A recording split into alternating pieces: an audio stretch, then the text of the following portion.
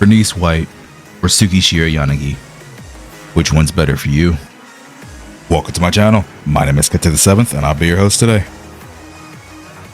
Burnice's banner is just around the corner, and I've seen many players still wondering if she is worth it for them. But since Yanagi is the next banner after Burnice and most players won't be able to get both of them, I thought it was a good idea to take a look into everything both characters can bring to the table, and hopefully at the end of this video, you can decide which one's better for you. So let's go ahead and start with Burnice. Burnice will be our new S-Rank Fire Anomaly agent, and we have already gotten to play her in-game through the 1.2 story and events, so a lot of players have already gotten to see how she feels in-game. But there's a few things I think some players might be missing with Burnice, and I can say I'm guilty of this as well, but I no longer think Burnice is an off-field anomaly DPS. Let me explain.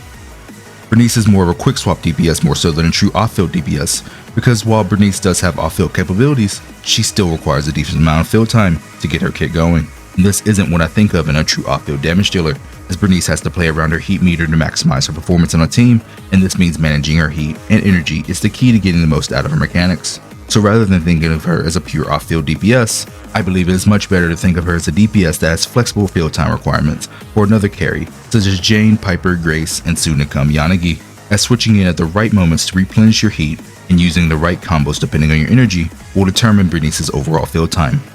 But why does it matter so much to know these different combos and management of her heat? Well, it's because by managing these two things with Burnice, you also manage her fire anomaly buildup, and building anomaly efficiently is what will make Burnice a great character. Her number one job in her teams is not her damage, but rather her anomaly buildup. So it is crucial to make sure that we are getting the most out of this with her. This means Burnice's double flamethrower is actually not that efficient to use most of the time, and the single will give you more anomaly buildup for the energy consumed. Because even though the double flamethrower does more anomaly buildup overall, it consumes double the amount of energy. However though, it does not give double the anomaly buildup, but about 50% more instead. But there's a second part of the flamethrower that is a burst of damage and anomaly buildup on the enemy, so combining this with her single flamethrower into her double burst, and making use of her charge attack, are great ways to be energy efficient and make the most out of her heat meter in the process. And Steam Bun recently made a video going over the multiple combos you can do with Burnice as well, and goes into more detail about her energy management. So if you're looking for more details, I'll leave a link to his video in the description below. But I also know many players are looking into teams we will be able to run with Burnice, and yes, Burnice will be able to work with every anomaly agent in the game currently, but there's a slight issue with some things, and for this I would like to take a look at Jane Doe, as a lot of players will be pulling Burnice for their Jane. But with the way that Jane and Burnice's anomaly buildups happen, there will be times where Jane procs double assault with Burnice, and in those times you will lose some overall damage. And also if the enemy is not weak to both physical and fire, then you are better off replacing Burnice with Seth. And the main issue with Burnice and Jane is Burnice wants Jane more than Jane wants Burnice, as Jane does not need a disorder team at all to perform like a top tier agent. And when you look at Jane Doe's disorder teams and compare it to her teams that just focus on buffing Jane Doe's assault damage, there's barely a difference.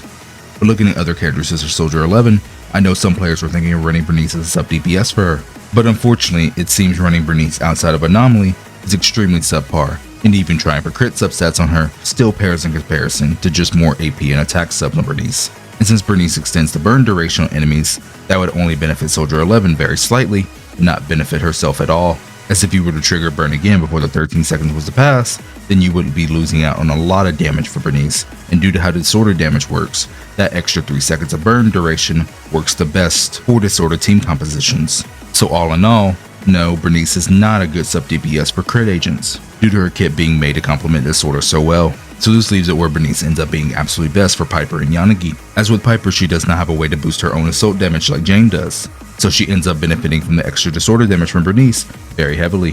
And Yanagi just so happens to be a disorder machine. But speaking of Yanagi, we should probably move on to her next. Yanagi has recently changed in the beta, and these changes allow her to be slightly more flexible in her team comps. Yanagi has the ability to proc disorder without needing another element on her team now. The disorder damage will be less than a normal disorder proc, but it will still obviously be considered disorder damage. So this allows a mono shock team to now be possible with Yanagi unlike before. This change is overall positive, as it doesn't make her as restricted Burnice now, but Burnice is still by far her best teammate. But there will be many players who simply won't have the resources to get both Burnice and Yanagi, so I still think this change was necessary. The biggest thing for Yanagi in my opinion is her future value. We all know Yanagi ideally wants an off-field or bare minimum quick swap anomaly teammate to pair with her. And when you look at enemy resistances in the game, most enemies that are weak to electric end up resisting fire. Now Burnice will still be Yanagi's best teammate, however, this still screams to me that a lot of improvements can be made. So it really seems that Yanagi should and most likely will be getting more and more great teammates in the future, as off-field DPS is still not that explored so far in Zenless on Zero, even with Burnice. So it's almost like Yanagi is the key for Disorder teams, and Hoyoverse will release more support for Disorder in the future. So for Yanagi, I only see her getting better and better down the line, and whether this is from one of her other faction members or someone else, Yanagi should have a bright future in Zenless on Zero.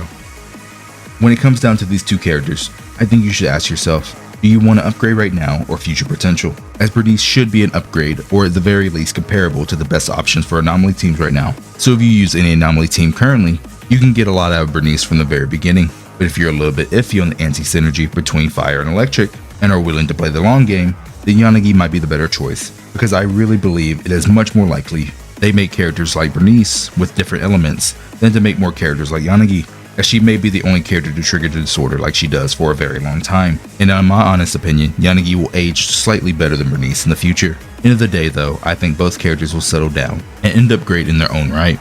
So make sure you go with the one that you believe in the most. But let me remind you all, I'll be doing a giveaway once we hit 5,000 subs, so be sure to subscribe for more ZZ content, and check me out on Twitter at Kit7th, and join the Discord as we have surpassed 500 members at the time of recording, and I do weekly giveaways there as well. And as always, my name is Kit7th. With that, I'm signing out.